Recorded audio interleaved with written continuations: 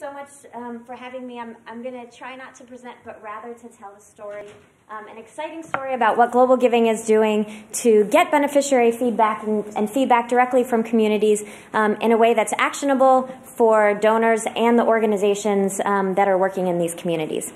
So I'm going to talk a little bit about how we do this, how we collect our beneficiary feedback, how we use this data, and how we feed it back to, like I said, the communities, the individuals, and donors around the world. And I'm going to do it in 10 to 12 minutes. So let's see.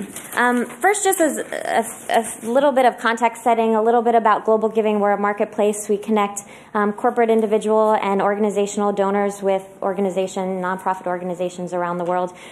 We currently are working with over 1,500, mostly grassroots groups in 110 countries. And our thinking around community feedback started as part of our M&E, our monitoring and evaluation. We looked at how we were looking at organizations, and we said, okay, so we're doing an internal review of all these. We're looking at all the documentation of these organizations. We're getting self-reports. Every project that's being funded is giving us reports 4 times a year about what they're doing. We're doing external visits. Experts are going and seeing, did you really build the well you said you were going to build? But the piece that's missing there is the community piece. Does the community want what the NGOs are doing? Do the community want those particular NGOs to be doing that? What are their needs? What do they think about these projects? And that's sort of how we came across this project, which uses storytelling and narrative as a way to understand and answer some of those big questions around what do community members want and need. So we have the distinct advantage of being a neutral platform. We don't have we're not an NGO that's doing our own thing where you don't have particular stake in one or another organization. So we started with a very open-ended question, which is the prompt above.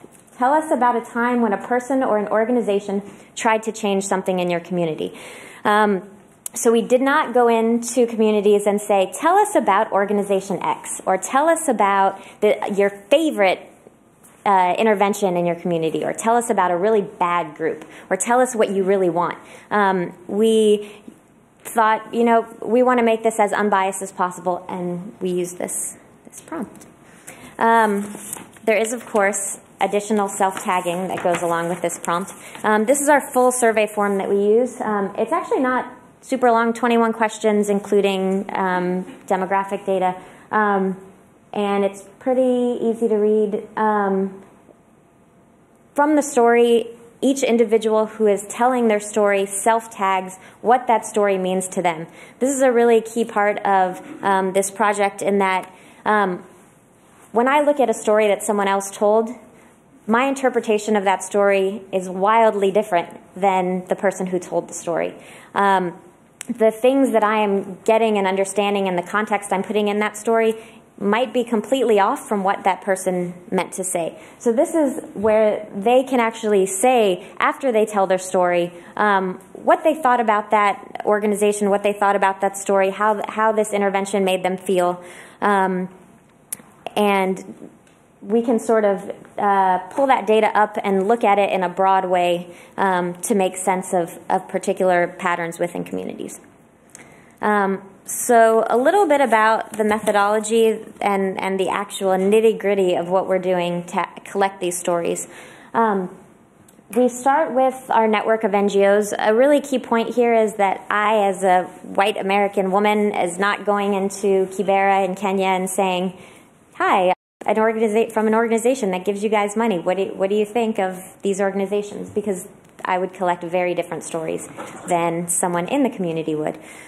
So we work through our network of organizations already. We've worked with organizations for years who know us and trust us, and we've said, we'd like to hear what your community says about you and other organizations and what their needs are. And they have found volunteers for us. So our initial pilot was in Kibera in Kenya, and we worked initially with 5 of our partner organizations who recruited volunteers for us. We did a training for these volunteers to tell them sort of what the project was about and really how to fill out that form that you saw. Once the scribes are trained, they go out into the communities and collect stories. And again, this is a really key part of the success of this project, is that they are going and asking people that they know, people that are in, that they see every day, people that trust them. Trust is a big a factor that we've found is really key to the success of being able to collect these stories. This is done through a continuous process. So every month we're collecting several thousand stories on a rolling basis. Storytellers receive no incentive, no monetary incentive to tell these stories. Scribes, who are the ones who are actually writing down, delivering papers, receive a very small sort of thank you. It's about 10 cents a story. After this, we collect the stories. They are transcribed, where we're able to do data analysis and eventually feed back the findings that we're getting from the communities. This feedback part is really key as well to this success, and it's feedback on a couple different levels. It's feedback to the storyteller, it's feedback to the scribe, and it's feedback to the NGO as a whole. And I'll talk about that a bit in a minute. But even doing such a little aspect as sending an SMS to a storyteller and saying, "Thank you, we received your story," goes a long way in helping us to establish trust in these communities and helping them to feel part of an overall process. For a lot of these people, they're asked again and again from aid workers to give them information, and they never hear back from them. And for many of them, they've called us and texted us back and said, "This is the first time anyone has ever told us that they've received something. This is the first time that we're hearing what our data means, what it means for the community and the organizations that we're working with." And that's really led to the success and our ability to scale up this project. So as I mentioned, we piloted this in Kenya in 2010. It was a fairly small pilot over 2 years. We trained 120 scribes. We worked with 5 partner organizations and collected just under 3,000 usable stories. When we started this, we thought, you know, we're probably going to get like 30% junk stories. You know, stories that just don't mean anything, are gibberish, you know, or not related. It turned out only to be about 3%. And they weren't necessarily made-up stories. They were just stories that were not necessarily related to aid. We had 242 organizations named. For us, that only included about 20% of our partner network.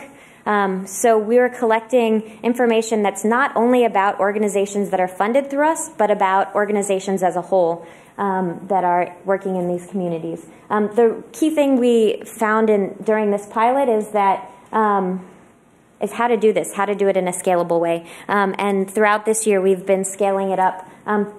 Throughout Kenya, Uganda, and we recently just moved into Tanzania. This is a continuous collection process. We're getting stories every single week. Over 20 organizations are involved, of our partner organizations are involved in the collection. Even more that we don't fund are involved in it just because they see the value of this data. We've trained over 2,000 scribes and collected about 25,000 stories so far, naming 1,800 organizations. That includes government agencies, government entities, and individuals who are doing work as well. Then we analyze it in a lot of different ways.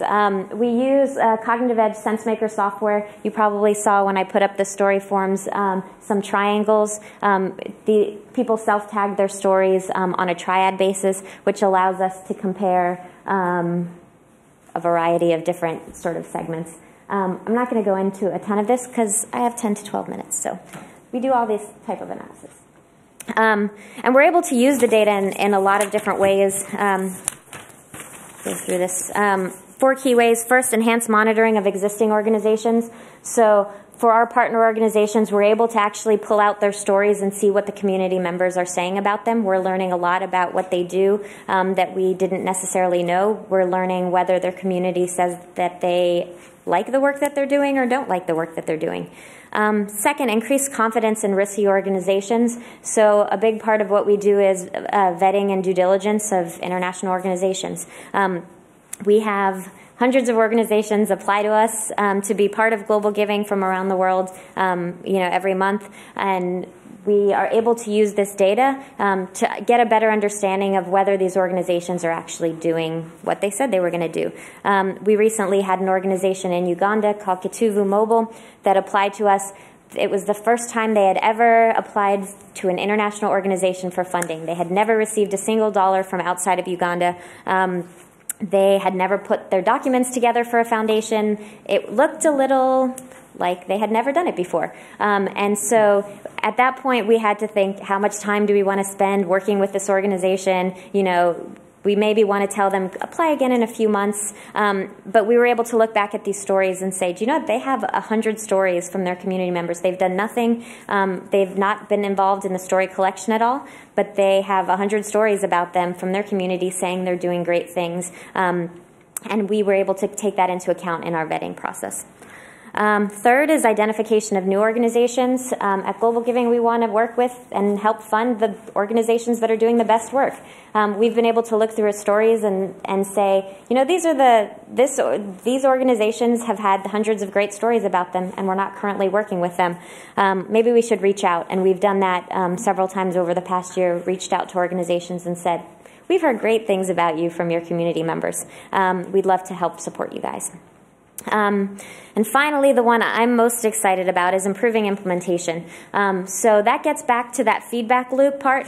This data is not just for us at Global Giving to be able to use to better manage our network and monitor it. It really is for our partners to be able to improve the work that they're doing as well. A great example is we have a partner called Taisa that works in Kitale in Kenya, and they were involved in the pilot. They collected all these stories. They do social change through sports in this community. And they collected all these stories in their community, and they looked at it and they said, wow, teen pregnancy and sexual violence against teenage women is a huge problem.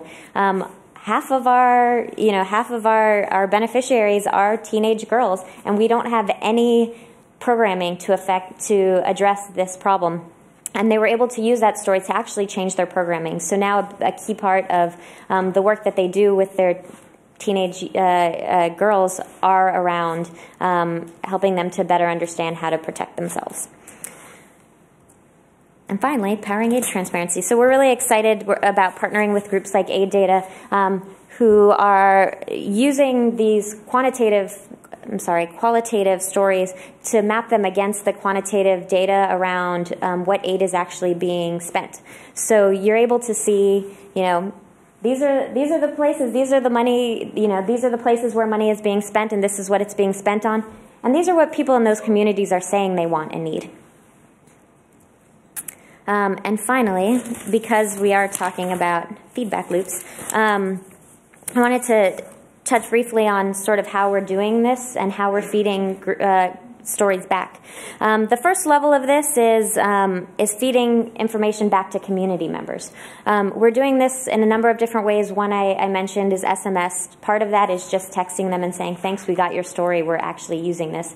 Another is providing them text that relate to stories that they told. So we recently had an NGO that was giving out free trees after the passing of Wangari Maathai and wanted to know who might want this. We were able to look back at our stories and see who mentioned environmental stories and send them all an SMS that said, this NGO in Kibera is giving out free trees. If you want one, go here.